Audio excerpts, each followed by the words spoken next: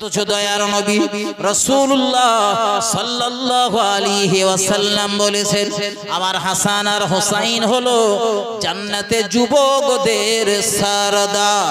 একটু মহব্বত করে বলুন সুবহানাল্লাহ। ও বাবাজি ভাইজানেরা, হাসরের ময়দানে মানুষ যখন তৃষ্ণায় কাতর হয়ে থাকবে, পানির তৃষ্ণায় যখন তৃষ্ণার্ত হয়ে যাবে, ওই হাসরের ময়দানে কোনো পানির ব্যবস্থা থাকবে না, ব্যতিক্রম শুধু কৌসারের জাম, কৌসারের পানির ব্যবস্থা থাকবে। আর ওটা আমার রাসূলুল্লাহ তত্ত্বাবধানে থাকবে। আল্লাহ নবী বলেন, ও আমার উম্মতিরা, ওই কৌসারের পানি পান করানোর জন্য আমার সহকারী হিসাবে আমার দুজন নাতি হযরত ইমাম হাসান আর হযরত ইমাম হুসাইন রাদিয়াল্লাহু তাআলা আনহুমা হুজুর থাকবেন। একটু মহব্বত করে বলুন সুবহানাল্লাহ। রাসূল বলেছেন, এই হাসান আর হোসাইন হলো জান্নাতে যুবকদের সরদার। ও বাবাজি ভাইজানেরা, জান্নাতে যুবকদের যদি তারা সরদার হয়, তাদের জান্নাতের সুসংবাদ আছে না নেই? ফাতিমাতুজ জোহরা রাসূলের কন্যা, প্রিয় নবীর অত্যন্ত স্নেহের, রাসূলুল্লাহ ছোট কন্যা, নাম হলো ফাতিমা।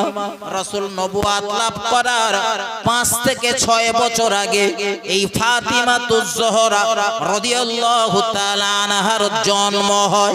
এই ফাতিমাকে প্রিয় নবী বড় মহব্বত করতেন, ভালোবাসতেন, অত্যন্ত স্নেহ করতেন। আলেমদের জবান থেকে আপনারা শুনেছেন নবী ফাতিমাকে এত মহব্বত করতেন, যখন কোন সফরে যেতেন আল্লাহর নবী সবার পরে ফাতিমার সঙ্গে দেখা করে সফর শুরু করতেন।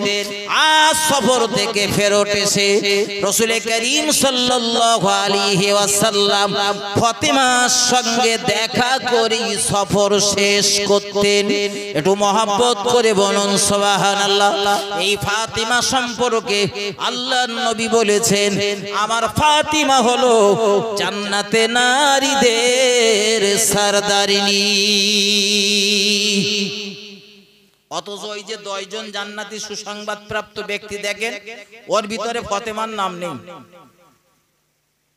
তার মানে বিখ্যাত যদি এটা কিছু হয়ে গেছে, তা ওর পাশে আর কি রয়েছে আমাদের আর খোঁজারও দরকার নেই, আর জানারও প্রয়োজন নেই। ওই যে ওহদের যুদ্ধে, বদরের যুদ্ধে যারা শহীদ হয়েছিলেন, রাসূল তো তাদের জান্নাতের সুসংবাদ দিয়েছিলেন।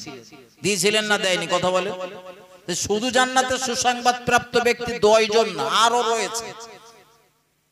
কমপক্ষে আমি কিতাবপত্র দেখে আপনাদের কাছে কমপক্ষে বলছি 100 সাহাবার নাম বলে দিতে পারবো, তারা জান্নাতি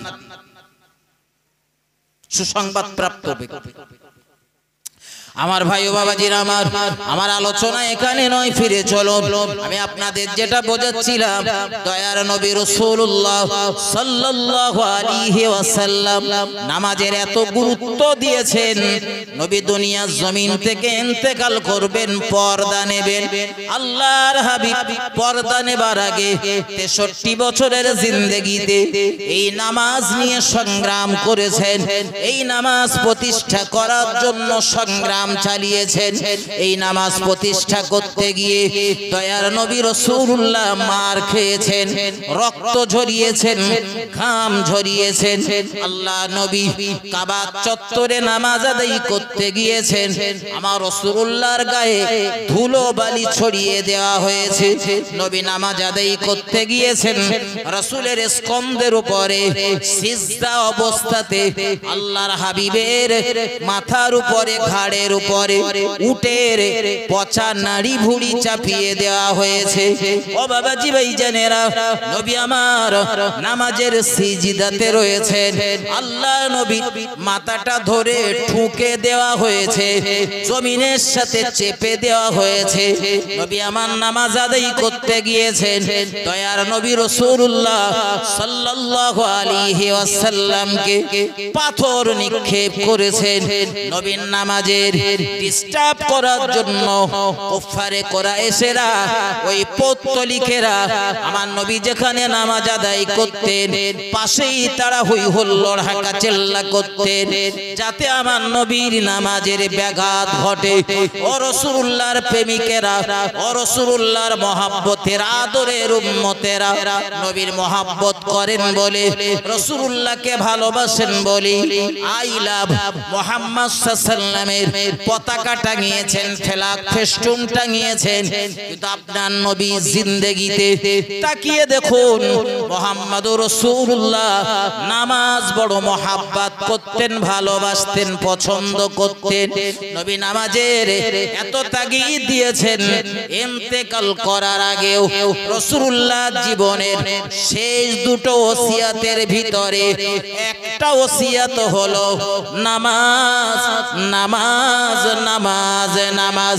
এটা রাসূলুল্লাহ জীবনের উম্মতের জন্য লাস্ট মিনিট সাজেশন। মাধ্যমিক উচ্চ মাধ্যমিকের যারা পরীক্ষা দেয়, পরীক্ষার খুব কাছাকাছি দেখবেন একটা সাজেশন বার হয়, সাজেশনটার নাম হলো লাস্ট মিনিট সাজেশন। তার মানে হলে যাওয়ার আগে, পরীক্ষার হলে ঢুকতে যাবার আগে প্রাইভেট টিউটর যে শিক্ষক বা শিক্ষিকা রয়েছেন তিনি ছাত্র ছাত্রীদের বলে দিচ্ছেন, কোচি এই প্রশ্নটা দেখে যা, মনে হচ্ছে এই প্রশ্নটা তোদের কমন আসবে, দেখে যা। এটারে বলা হয় লাস্ট মিনিট সাজেশন। নবী 23 বছর ধরে উম্মতের জান্নাতে যাওয়ার সাজেশন দিয়েছেন, শেষে চলে যাবার আগে লাস্ট শেষ সাজেশন দিচ্ছেন দুটো। এক, তোমরা নামাজের অবহেলা করো না। দুই, তোমাদের অধীনস্থ যারা তাদের প্রতি সহনশীল হও। যারা অধীনস্থ, তার মানে আমার বাপ যদি বৃদ্ধ বয়সে আমার কাছে থাকে তো বাপের খুব মারধর করতে হবে। অধীনস্থ সহনশীল হওয়া মানে মারধর করতে হবে নাকি বলে, গালিগালাজ করতে হবে, খাতি দিলি হবে না, এইটারে বোঝায় তো নাকি বলে। আমার দুটো কচি কাঁচা রয়েছে, সহনশীল হওয়া মানে তারা একটু জ্বালাতন করবে, বাচ্চা তো তারা জ্বালাতন করবে, তার মানে রোজ তাদের লাঠিতে ঠ্যাঙাতে হবে, তাই নাকি বলে।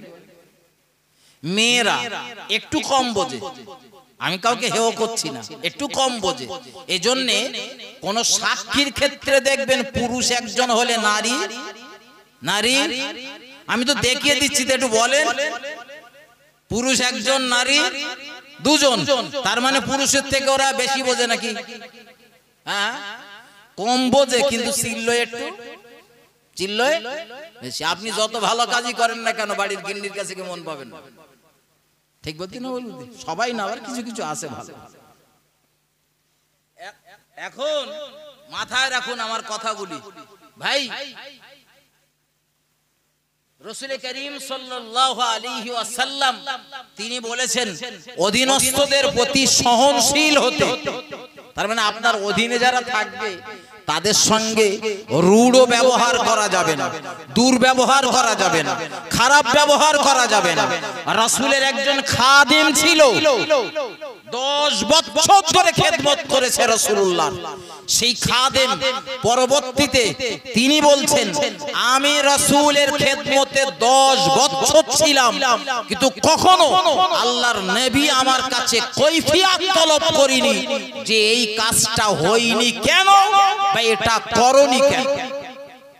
একটু মহব্বত করে বলবেন না সুবহানাল্লাহ। অধীনস্থদের প্রতি সহনশীল হতে বলেছেন নবী, শুধু বলে খালাস হননি, তার জীবনে তিনি বাস্তবে রূপ দেখিয়েছেন। তার বিবিদের ভিতরে রাসূল করিম সাল্লাল্লাহু আলাইহি ওয়াসাল্লাম কখনোই তার কোন বিবির গায়ে হাত তোলেনি, জুলুম করিনি, অত্যাচার করিনি। একবার একজন বিবির ওই 3টে আঙ্গুল দিয়ে মুখটা চেপে ধরেছিলেন। ওই বিবিটার নাম হলো আম্মাজান আয়েশা সিদ্দিকা, যিনি রাসূলের পরে সবথেকে জ্ঞানী মহিলা। একটু মহব্বত করে বলবেন না সুবহানাল্লাহ। অথচ এত জ্ঞানী মহিলা নবীর পরে সাহাবাদের ভিতরে সবথেকে জ্ঞানী নাম কি বলেছি? ঝট করে বলেন, নাম বলে দিয়েছি তো, রাসূলের বিবি আয়েশা সিদ্দিকা। অথচ রাসূল সেই আয়েশা সিদ্দিকার মুখটা এইভাবে চেপে ধরেছেন।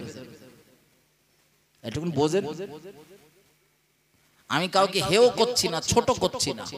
মুহাম্মদ সাল্লাল্লাহু আলাইহি ওয়াসাল্লামের একজন স্ত্রীর নাম খাদিজা রাদিয়াল্লাহু তাআলা আনহা, এই খাদিজার জীবনের দিকে তাকান, আমল বা ইবাদত বন্দেগী খুব কম।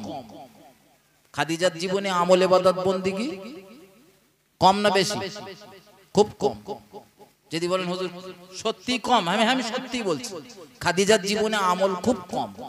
কিরকম কম জানেন? আল্লাহ ক্ষমা করুন, বোঝানোর জন্য বলছি। খাদিজা যে বছর ইন্তেকাল করে, ঠিক তার পরের বছরে রাসূলুল্লাহর নসিবে মিয়ারাজ সংগঠিত হয়। মিয়ারাজের আলোচনা আমার মুখেও শুনেছেন, ক্যাসেটেও শুনেছেন, অনেক হুজুরের মুখেও শুনেছেন। এই কর্তৃপক্ষ আজকে আমার কাছে দাবি করেছে যে হুজুর একটু মিয়ারাজের কথা বলবেন, তা আমার বলার ইচ্ছা নেই, কিন্তু কথার ছলে এসে পড়েছে বলে এক দু মিনিট। রাসূলের জীবনের এই যে মিয়ারাজ সংগঠিত হয়, এই মিয়ারাজের রজনীতেই উম্মতের উপরে আল্লাহ নামাজ ফরজ করেন। ঠিক না ভুল কথা বলেন? ওই যে মহান আল্লাহ উম্মতের জন্য 50 ওয়াক্ত নামাজ ফরজ করে দিলেন, যাও তোমার উম্মতকে 50 ওয়াক্ত নামাজ পড়তে হবে। আমাদের নবী তিনি ওই 50 ওয়াক্ত নামাজ নিয়ে চলে আসছেন, কিন্তু ষষ্ঠ আসমানে যিনি রয়েছেন ওই নবীটির নাম হলো হযরত নবী মুসা আলাইহিস সালাম। তিনি খুব রাগী নবী, আবার খুব চালাক। রাগীরা চালাক হয়, বুদ্ধিমান হয়, খেয়াল করে দেখবে। আর হযরত নবী মুসা আলাইহিস সালামের কাজ দিয়ে যখন নবী ফিরছেন, তো নবী মুসা আবার জিজ্ঞাসা করলেন যে উম্মতের জন্য কি পেয়েছেন, কি বৃত্তান্ত, সবকিছু জেনে তিনি যখন জানতে পারলেন যে 50 ওয়াক্ত নামাজ উম্মতের জন্য দিয়েছেন আর আমার রাসূল নিয়ে আসতেছেন, নবী মুসাই বাধা দিলেন যে আপনার উম্মতেরা 50 ওয়াক্ত নামাজ পড়তে পারবে এমনি 5 ওয়াক্ত নামাজ তাই ছেড়ে দেমা কে দেমা জীবনা অবস্থা। ঠিক বলছি না ভুল বলছি বলেন?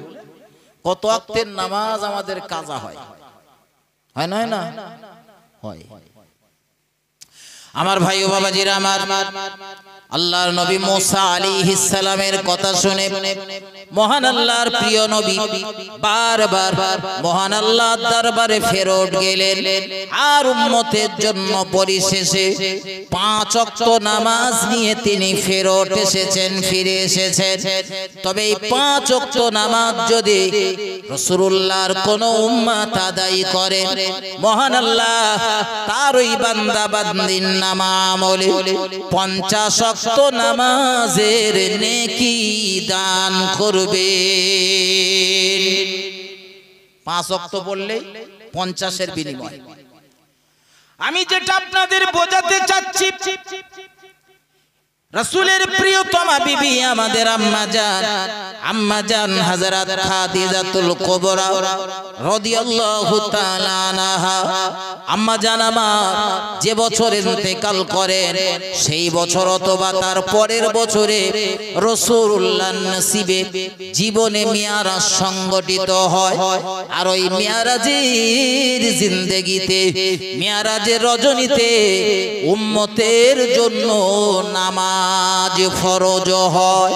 তার আগে উম্মতের জন্য নামাজ ফরজ ছিল না। 5 ওয়াক্ত নামাজ ফরজ ছিল না। তাহলে খাদিজাতুল কুবরা যখন ইন্তেকাল করেছেন, তখন 5 ওয়াক্ত নামাজ ফরজ ছিল। কথা বলেন, আমার বক্তব্য থেকে আপনাদের বুঝতে অসুবিধা হচ্ছে নাকি?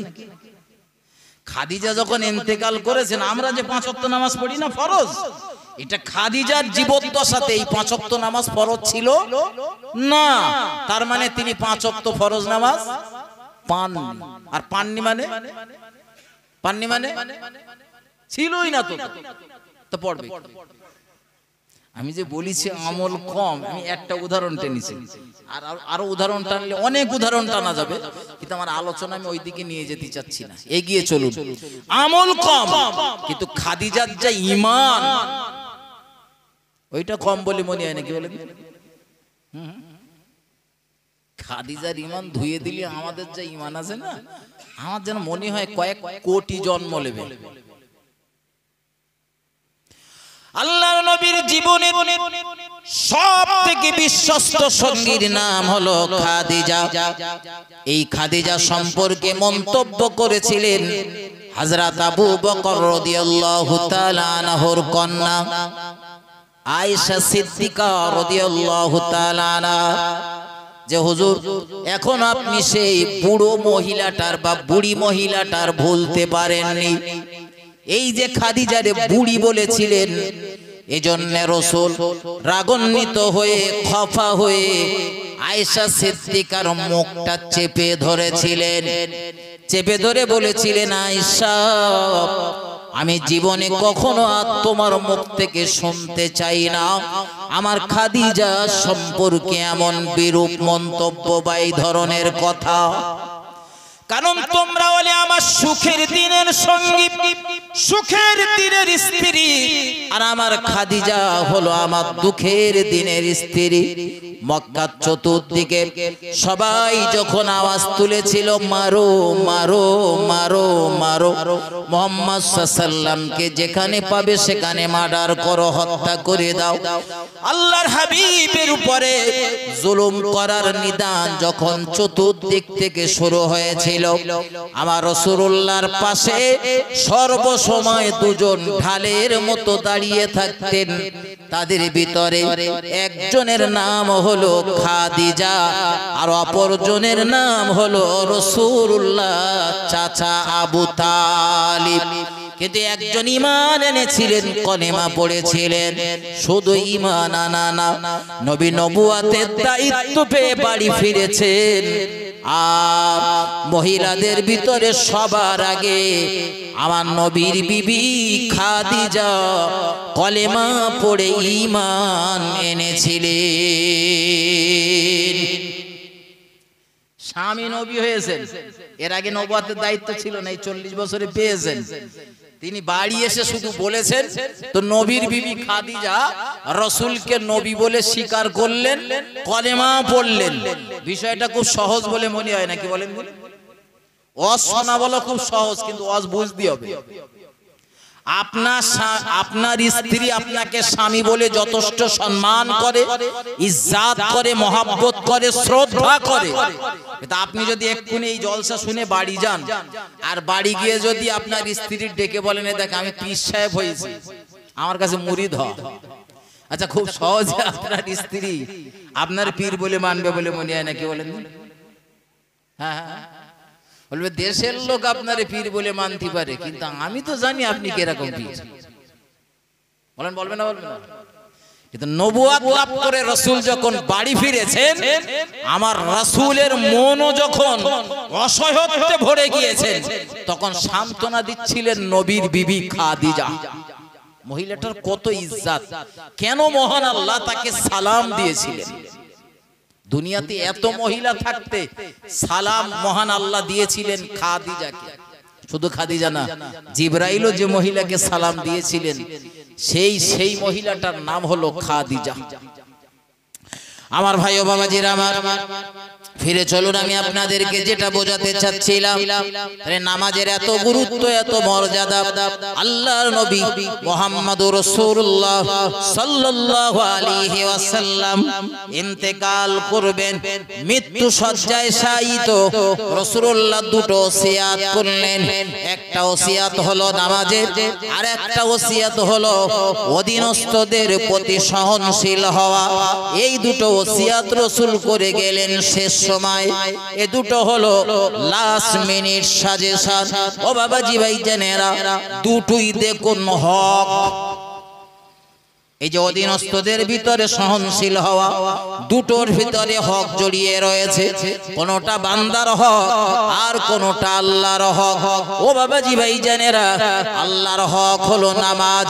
রাসূলুল্লাহ নামাজের কথা তাকিদ দিয়েছেন, আপনি যদি নামাজ কাজা করেন, আপনি যদি ইচ্ছাকৃত নামাজ কাজা করেন, মহান আল্লাহ আপনার ক্ষমা নাও করতে পারেন।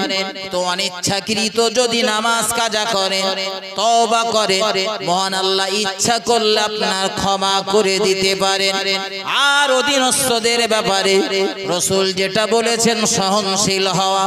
আপনার 4টে পুত্র 2টো কন্যা, তাদের সঙ্গে ব্যবহারটা সুন্দর করা লাগবে। তার মানে এক কথায় বুঝে নেন, কারোর হক আপনি যেন নষ্ট করবেন না, কারোর সঙ্গে খারাপ ব্যবহার করবেন না, রূঢ় ব্যবহার দুর্ব্যবহার করবেন না। এগুলো রাসূল বলে গিয়েছেন। আমার মূল কথা যেটা সেটা হলো নবী আমার নামাজের এত গুরুত্ব দিয়েছেন। এই নামাজ হলো জান্নাতের চাবি। আসসালাতু মিফতাহুল জান্নাহ। প্রিয় নবী বলেন নামাজ হলো জান্নাতের চাবি। কোরআন শরীফের ভিতরে 82 অথবা 83 জায়গাতে মহান আল্লাহ বলেছেন আকিমুস সালাহ, আকিমুস সালাহ। বান্দা নামাজ কায়েম করো, নামাজ কায়েম করো, নামাজ কায়েম করো। সেই নামাজ থেকে আমরা যারা মাহরুম, সেই নামাজ থেকে আমরা যারা বঞ্চিত, শুধু রাসূলের নামে আই লাভ মুহাম্মদ বলে পতাকা টাঙিয়ে জীবনে নামাজ পড়বেন না, ওটা রাসূলুল্লাহর মহব্বতের নমুনা নয় বন্ধু। নামাজ না পড়ার জন্য আপনার তো হাসর হবে, হাসরের ময়দানে ফেরাউনের সাথে হামানের সঙ্গে। সুতরাং আই লাভ মুহাম্মাদের পতাকা টাঙিয়েছেন, আমি আপনাকে সমর্থন করব, তখনই সমর্থন করব আপনার ভিতরে যেন রাসূলুল্লাহর আদর্শগুলো জায়গা পায়। নবীর জিন্দেগিতে তাকিয়ে দেখুন, নবী আমার কখনো ইচ্ছাকৃত নামাজ কাজা করেনি, আপনিও ইচ্ছাকৃত নামাজ কাজা করবেন না, এটা যেন আপনার ভিতরে জায়গা পায়। ও বাবাজি ভাইজানেরা, ফিরে চলুন। আমি আপনাদের যেটা বোঝাতে চাইছিলাম, মহান আল্লাহ আমাদেরকে ডেকে ডেকে বলেছেন, ও দুনিয়ার ইমানদার বান্দা বান্দিগণেরা, তোমরা আমি আল্লাহ আমায় ভয় করো, হাক্কা তুকাতিহি, ভয় করার মতো ভয় করো। আর আমি আপনাদের বলছিলাম, যাদের ভিতর আল্লাহর ভয় রয়েছে ওদের জীবনে কখনো ইচ্ছাকৃত নামাজ কাজা হবে না। ও বাবাজি ভাইজানেরা, তারা ইচ্ছাকৃত কখনো নামাজ কাজা করবে না। ও বন্ধু, নামাজ যারা কাজা করেন, নামাজ যারা পড়েন না, খেয়াল করে দেখবেন তাদের রিজিকের কোনো বরকত থাকে না। হাজারো রোজগার করে ঠিকই তারা সংসারের অভাবনাটা, সংসারের দারিদ্রতা, সংসারের থেকে অসুখ বিসুখ দেখবেন তাদের দূর হয় না। ও বন্ধু, এগিয়ে চলুন। আল্লাহর ভয় যারা করেন তাদের জিন্দেগির দিকে তাকিয়ে দেখবেন তারা কখনো কারো হক নষ্ট করেন না। আল্লাহর ভয় যাদের ভিতরে রয়েছে তারা জীবনে কখনো কাউকে গালিগালাজ করেন না।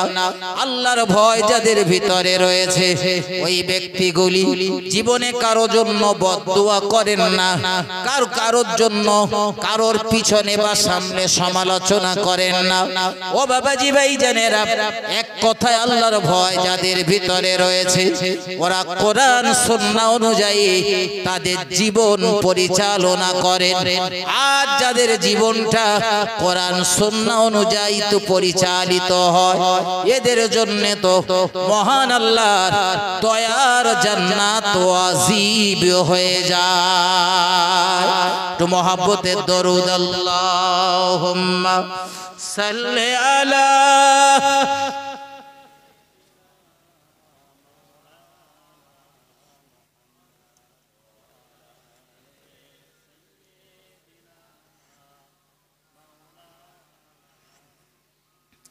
रहमत आलम नबी नूरे मुजास्सम साहाबीरा आतর বানায় ওই নবীজির ঘাম। रहमत आलम नबी नूरे मुजास्सम साहाबीरा आतর বানায় ওই নবীজির ঘাম। বাবাজি উস্তুনে হান্না নামে ছিল একটি খেজুর গাছের নাম, যাকে ধরে খুতবা দিতেন রাসূল আকরাম। গাছটি নবীর বিরহে কাঁদিতে রহে, গাছ নবীর বিরহে কাঁদিতে রহে। অবাক হলো দেখে যত সাহাবায়ে কেরাম, রহমতে আলাম নবী নূরে মুজাসসাম। সাহাবীরা আতর বানায় ওই নবীজির ঘাম। আল্লাহুম্মা সাল্লি আলা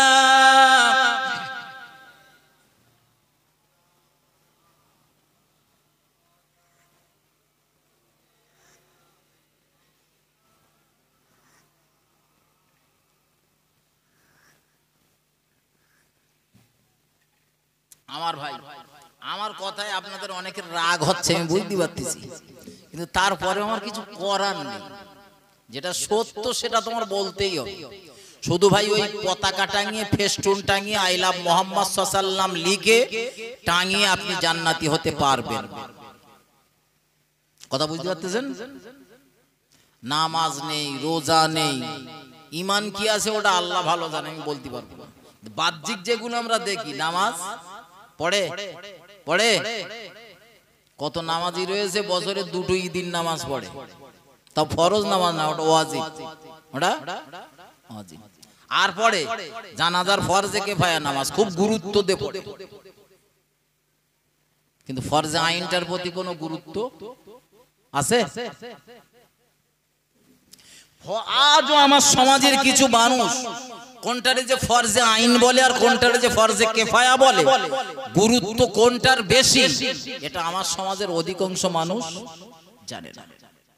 যদি জানে খারাপ ভাবে নেবেন না, যদি জানে, শুনেছেন সকালবেলা অমুক পাড়ায় অমুক মারা গেছে, তো ফজরের নামাজ না পড়ে নিজে কর্মে যান, কাজে যান, সে কাজটা সেদিন ক্যান্সেল করে দিয়েছে যে আজকের আমি জানাজায় শরীক হব। ভালো, আপনি জানাজায় অংশ নেবেন, আমি বাধা দেব না, ওটা একটা মুসলমানের হকের ভিতরে পড়ে। জানাজায় অংশ নেওয়া, দাফনের কাজে অংশ নেওয়া মানে 2 কিরাত পরিমাণ সওয়াব পাবেন, ভালো, আমি বাধা দেব না। কিন্তু ফজরের যে নামাজটা আপনি পড়েননি ওটা খেয়াল আছে? কথা বলেন। শুধু ফজর, জোহরের নামাজ মসজিদে হচ্ছে, উনি মসজিদের পাশে দাঁড়িয়ে দাঁড়িয়ে গল্প করতেছে, ওখানে জামাত চলতেছে, বাইরে ওই পরিমাণ গল্প হচ্ছে, হয় না? হয় না? কথা বলেন। আমি কি ভুল বলতেছি বলে মনে হয় নাকি? ওখানে জামাত চলছে, পাশে দাঁড়িয়ে আপনি গল্প করতেছেন, জামাতে শরীক হলেন না, অংশ নিলেন না, নামাজই বললেন না, পুরো নামাজটাই কাজা করে ফেললেন, আপনার গুনাহ হবে না? হবে না? হবে।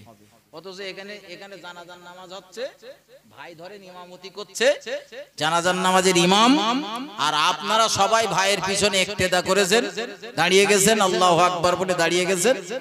আমি আর একটা ভাই ওই পাশে দাঁড়িয়ে দাঁড়িয়ে যদি গল্প করি, জানাজায় অংশ নিলাম না, গুনাহ হবে? গুনাহ হবে না। কেন বলেন? জানাজার নামাজটা হলো ফরজে কিফায়া, মহল্লার 2-3 জন যদি আদায় করে দেয়, সবার পক্ষ থেকে আদায় হয়ে যায়, আর কেউ গুনাহগার হবে না। আপনারা যে এত লোক দাঁড়িয়েছেন, আমি আরো জানাজায় না গেলি কোন গুনাহ বলেন হবে না। অথচ মসজিদে জোহরের নামাজ চলছে, বাইরে দাঁড়িয়ে দাঁড়িয়ে গল্প করতেছেন, যে নামাজটা চলছে ওটা ফরজে আইন, ওটা অত্যাবশ্যকীয় আপনার জন্য।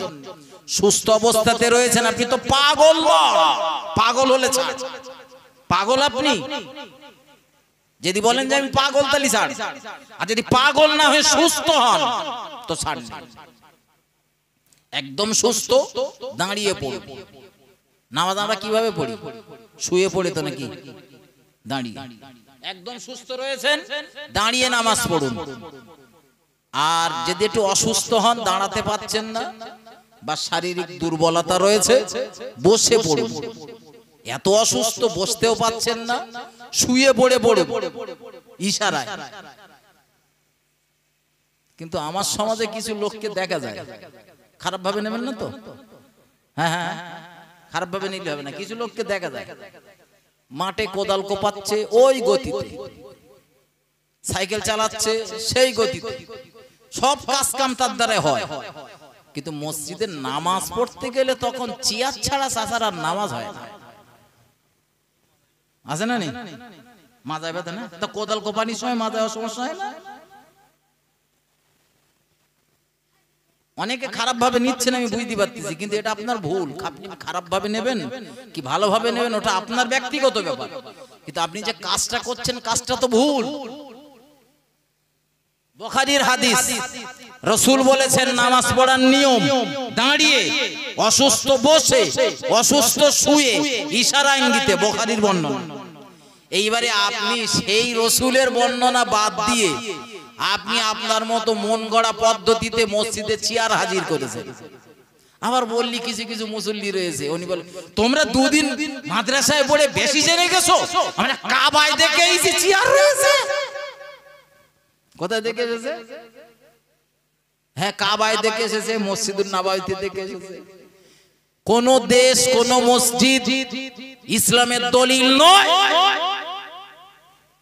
আর কাবা চত্বরে বা মসজিদুন নববীতে যদি কারোর জন্য চেয়ার থাকে, চেয়ারে বসে নামাজ পড়ার জন্য যে পদ্ধতি বা যে সিস্টেম রয়েছে, হয়তো সেই সিস্টেম আদায় করে সে চেয়ারে গিয়েছে।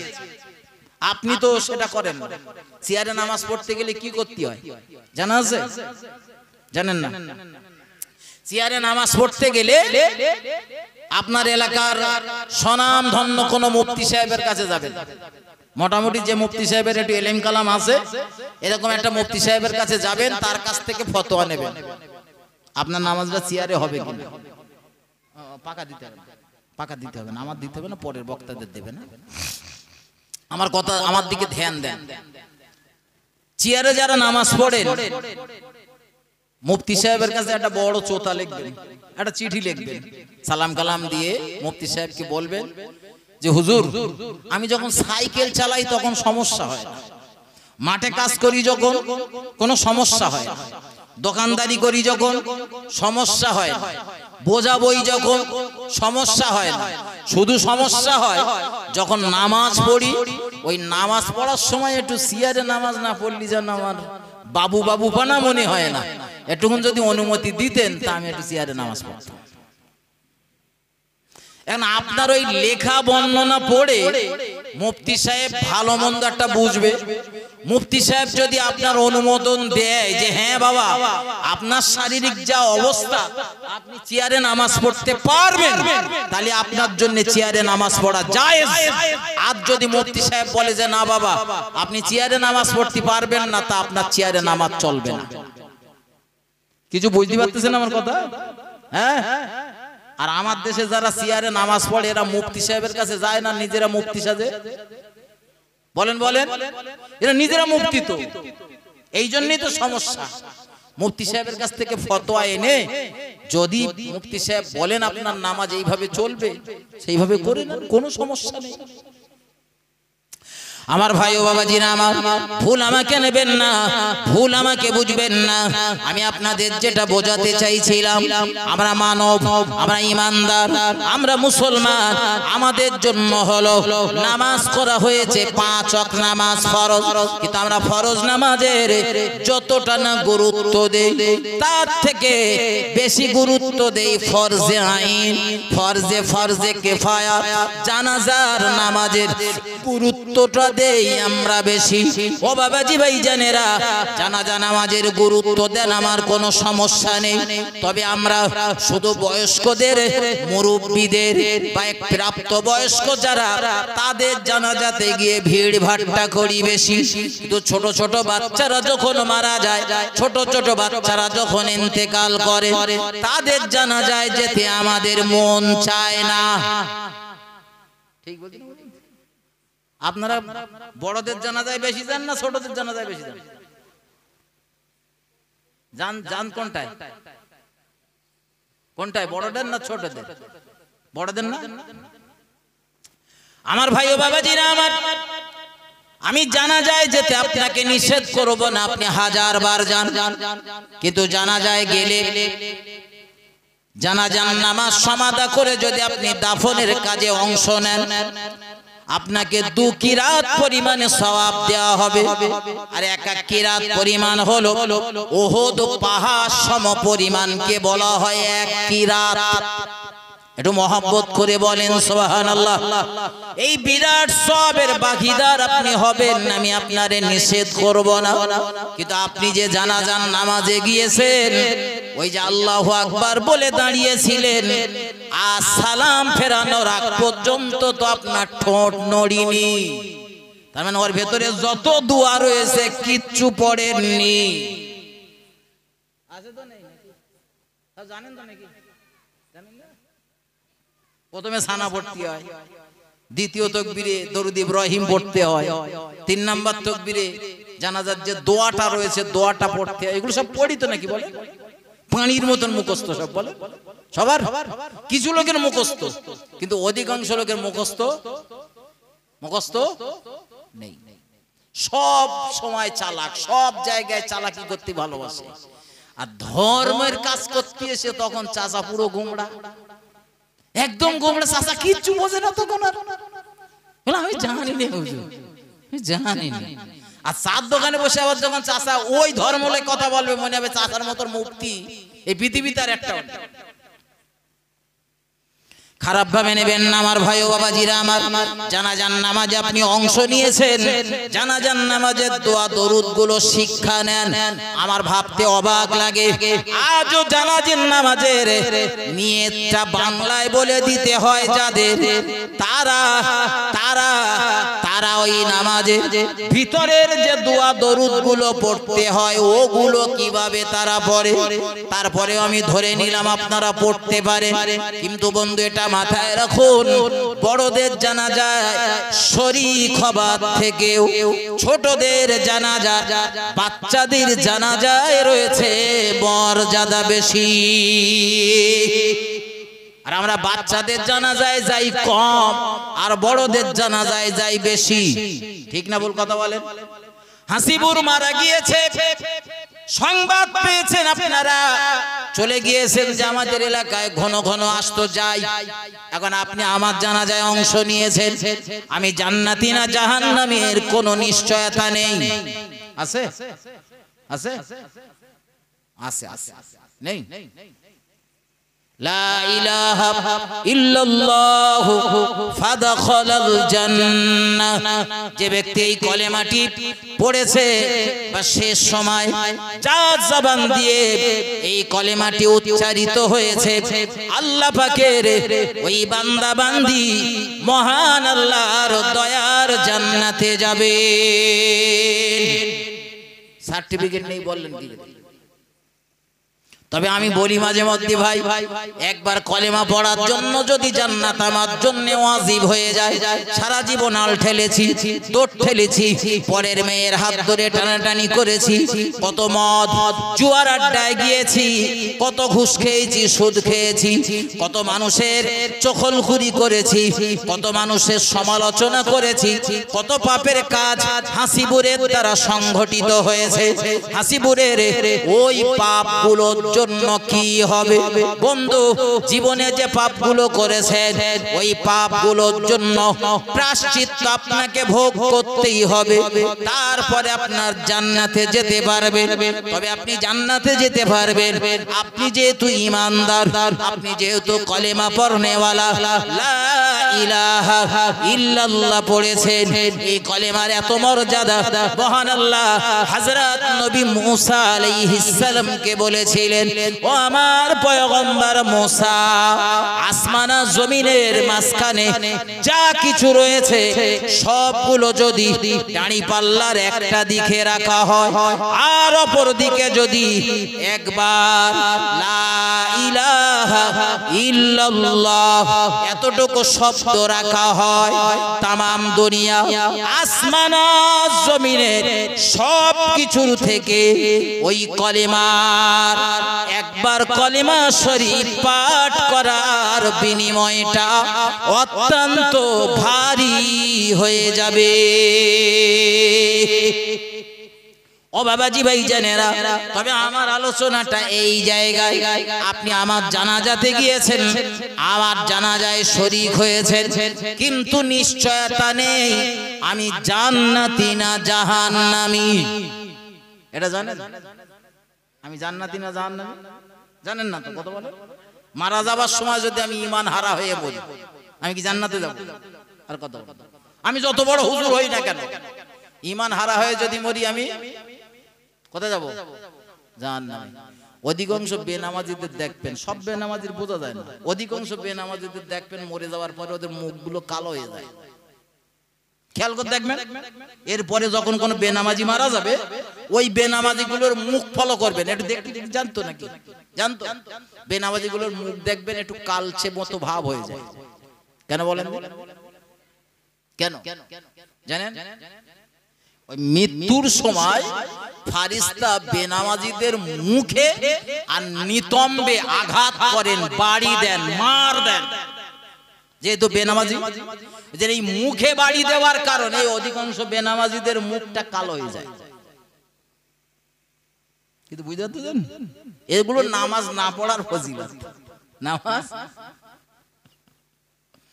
নামাজ যারা পড়েন না, কত ভয়ানক বিষয় সেইটা বলছে। আমার ভাই ও বাবাজিরা আমার, ভুল আমাকে নেবেন না, আমার জানাজায় আপনি অংশ নিয়েছেন, কিন্তু আমি জান্নাতি না জাহান্নামী এর কোনো নিশ্চয়তা নেই। কিন্তু আপনি যে কষ্ট করে আমার জানাজায় অংশ নিয়েছেন, আমার দাফনের কাজে অংশ নিয়েছেন, ও বাবাজি ভাই জানেরা, এর জন্য মহান আল্লাহ আপনার নামে আমলে 2 কিরাত পরিমাণ সওয়াব লিখে দেবেন। একটু মহব্বত করে বলুন সুবহানাল্লাহ। কিন্তু আমি মারা যাবার পরে আমি জান্নাতি না জাহান্নামী এটার কোনো নিশ্চয়তা নেই। যদি জান্নাতি হই তো তকদির ভালো, কপাল ভালো। যদি রাসূলের উম্মত ঈমানদার হিসাবে মহান আল্লাহর রহমত থেকে বঞ্চিত হওয়া, নিরাশ হওয়াটা ঠিক নয়। আর আমার আল্লাহ তার রহমত থেকে নিরাশ হতে আমাদের নিষেধ করেছেন। এজন্য ঈমানদার হিসাবে আমরা যত পাপী হই না কেন, যত বড় গুনাহগার হই না কেন, আমাদের বুক ভরা আশা রয়েছে মহান আল্লাহ আমাদের প্রতি দয়া করবেন, আর তিনি আমাদের তার দয়ার জান্নাতে দাখিল করাবেন। এই বিশ্বাস আমরা করি। কিন্তু আমার ভাই ও বাবাজিরা আমার, আমি যদি জান্নাতি হতে পারি আর মহান আল্লাহ যদি অনুমোদন দেয়, অনুমতি দেয়, আমার ভাই মহান আল্লাহ যদি ডেকে বলেন হাসিবুর, তুমি কিছু মানুষের জন্য সুপারিশ করতে পারবে, কারণ সুপারিশের দায়িত্ব তো আল্লাহ জাত দেবে না, কিছু নির্দিষ্ট ব্যক্তিকে আল্লাহ দেবেন। এখন মহান আল্লাহ যদি অনুমতি দেন, অনুমতি না দিলে আমি যত বড় হুজুর হই না কেন আমার কোনো কাজ হবে না। কিন্তু যদি অনুমতি দেয়, আমি কিছু মানুষের জন্য সুপারিশ করতে পারবো, যারা জাহান্নামের বাসিন্দা, জাহান্নামের জন্য নির্ধারিত হয়ে গিয়েছেন, এমন কিছু মানুষের জন্য আমি সুপারিশ করতে পারবো। ও বাবাজি ভাই জানেরা, কিন্তু আমি যদি জাহান্নামী হয়ে যাই, জাহান্নামী হিসাবে নির্বাচিত হয়ে যাই, আমি আর কারো জন্য তো সুপারিশ করতে পারবো না, বরং আমার জন্য তাই তখন কে সুপারিশ করে, এই চিন্তায় আমি বিভোর হয়ে থাকব। আমার দিকে ধ্যান দেন আমার ভাই বাবাজিরা আমার। বড়দের জানাজা ছোটদের জানাজার মর্যাদা বোঝাচ্ছে, এটা মাথায় ঢুকিয়ে নিয়ে যান, জীবনে কাজে লাগবে। ছোটদের জানাজায় যেতে মন চায় না যাদের, কি ভুল আপনারা করেন এইটুকুনি মাথায় ঢুকিয়ে নেন। আল্লাহ নবী বলেছেন, যত ছোট বাচ্চারা মারা যায়, প্রাপ্ত বয়স্কা হবার আগে, সাবালক সাবালিকা হবার আগে যে ছেলে মেয়েগুলো ইন্তেকাল করেন, মারা যায়, প্রিয় নবী বলে বলেন ওই সমস্ত বাচ্চাগুলি ওরা মহান আল্লাহ দয়ার জান্নাতি হয়ে যায়। ছোট বাচ্চা যারা মারা যায় তারা সব জান্নাতি, কারণ তাদের জীবনে কোনো গুনাহ নেই, তাদের জীবনে কোনো অন্যায় নেই, তাদের জীবনে কোনো ভুল ত্রুটি নেই, এজন্য তারা জান্নাতি। তাদের জীবনে কোনো গুনাহ না থাকার দরুন তারা জান্নাতি যাবে। ও বাবাজি ভাইজানেরা, ছোট বাচ্চাদের জানাজায় যদি আপনি অংশ নেন তো বড়দের জানাজায় অংশ নেবার কারণে জানাজা দাফনের কাজে অংশ নেবার জন্য যে 2 কিরাত পরিমাণ সওয়াব আপনি পেয়েছিলেন, ছোটদের জানাজায় অংশ নেবার জন্য ওই 2 কিরাত পরিমাণ সওয়াব আপনার দেওয়া হবে। একটু মহব্বত করে বলুন সুবহানাল্লাহ। তো বড়দের জানাজায় অংশ নিলে লোকটা জান্নাতি না জাহান্নামী নিশ্চয়তা নেই, কিন্তু ছোটদের জানাজায় শরীক হওয়া মানে আপনি নিশ্চিত একজন জান্নাতি ব্যক্তির জানাজায় শরীক হয়েছে। এরপরে হাসরের ময়দানে যখন মহান আল্লাহ বিচার করবেন, জান্নাতীদেরকে জান্নাতে দেবেন, জাহান্নামী যারা জাহান্নামের জন্য নিযুক্ত হবে। ছোট বাচ্চাদেরকে, ছেলে মেয়ে যারা অল্প বয়সে মারা গিয়েছিলেন তাদেরকে মহান আল্লাহ আদেশ করবেন তোমরা সব জান্নাতে চলে যাও। একটু মহব্বত করে বলুন সুবহানাল্লাহ, আর একটু আওয়াজ দিয়ে বলুন সুবহানাল্লাহ। এই ছোট বাচ্চারা জান্নাতে চলে যাবার আগে মহান আল্লাহর দরবারে তারা ফরিয়াদ করবেন, আল্লাহ আমরা আমাদের পিতা মাতার আদর যত্ন স্নেহ ভালোবাসা খুব বেশি দিন পাইনি, জানি না আমাদের আব্বা আমাদের পিতা মাতা কোথায় রয়েছেন, তারা যদি জান্নাতি হয় তো আমাদের সঙ্গে মিলিয়ে দেন, আর যদি জান্নাতের উপযুক্ত না হয় আল্লাহ তাদের আপনি ক্ষমা করে দিয়ে আমাদের সঙ্গে মিলিয়ে দেন, আমরা আমাদের আব্বা আম্মাকে নিয়ে জান্নাতে যাব। মহান আল্লাহ তার পিতামাতাকে ক্ষমা করে দেবেন, তার পিতামাতাকে ওই বাচ্চাটার সঙ্গে জান্নাতে যাওয়ার অনুমতি দেবেন। একটু মহব্বত করে বলুন সুবহানাল্লাহ, আরো জোরে বলুন সুবহানাল্লাহ। তাকবীর দেন, নারে তাকবীর, নারে তাকবীর। মুজাদ্দিদে জামানের সিলসিলা, মুজাদ্দিদে জামানের সিলসিলা, নারে তাকবীর। আমার ভাই, আমি আলোচনা বাড়াচ্ছি না, এখানে রাখছি, শুধু এতটুকু নিবেদন করছি, ছোট বাচ্চাদের জানাজা যদি পান অবহেলা করবেন না, যাবেন, বিরাট ফজিলত রয়েছে, এ তো বাপ মার জন্য। এরপরে বাচ্চাগুলো বলবে আল্লাহ যারা আমার জানাজাতে অংশ নিয়েছিলেন, আমার কাফন দাফনে অংশ নিয়েছিলেন, আল্লাহ আপনি তাদেরকেও ক্ষমা করে দেন, আমার সঙ্গে তাদেরকেও জান্নাতি বানিয়ে দেন। মহান আল্লাহ তার ফরিয়াদ কবুল করে আমাদের জীবনের গুনাহ ক্ষমা করে দিয়ে আমাদেরকেও জান্নাতি বানিয়ে দিতে পারে। এজন্য ছোট বাচ্চাদের জানাজাতে অংশ নেওয়ার চেষ্টা করবেন, আর 5 ওয়াক্ত নামাজ ছাড়বেন না, ওইটা পড়বেন, কারণ বেনামাজিদের কি ভয়াবহতা সেটা আমি এর আগে আপনাদের মাঝে বলেছি, যে বেনামাজি জানাজার নামাজ পড়তেও অনেক আলেম নিষেধ করেছেন, এমনকি ঈমানদারদের কবরস্থানে বেনামাজিদের দাফন করতেও নিষেধ করেছেন। সুতরাং বেনামাজি না হয়ে আপনি নামাজি হয়ে ইন্তেকাল করবেন, মারা যাবেন, এই নিয়ত করে আজকে এই মজলিস থেকে বাড়ি যাবেন। মহান আল্লাহ আমাদের বলা ও শোনার থেকে বেশি বেশি এবং সঠিক সঠিক আমল করার তৌফিক দান করুন, বলুন আল্লাহুম্মা আমিন। আলোচনা রাখছি, ভাষাগত দিক দিয়ে ভুল ত্রুটি ক্ষমা সুন্দর দৃষ্টিতে তাকাবেন, আমার জন্য দোয়া রাখবেন, আমি আপনাদের জন্য দোয়া করব। পরবর্তী ওলামা হযরত এসেছেন, আমাদের অল ইন্ডিয়া সুন্নাত আল জামাতের একটা বলিষ্ঠ হাতিয়ার, জামিয়া রহমানিয়ার সুযোগ্য ছাত্র এবং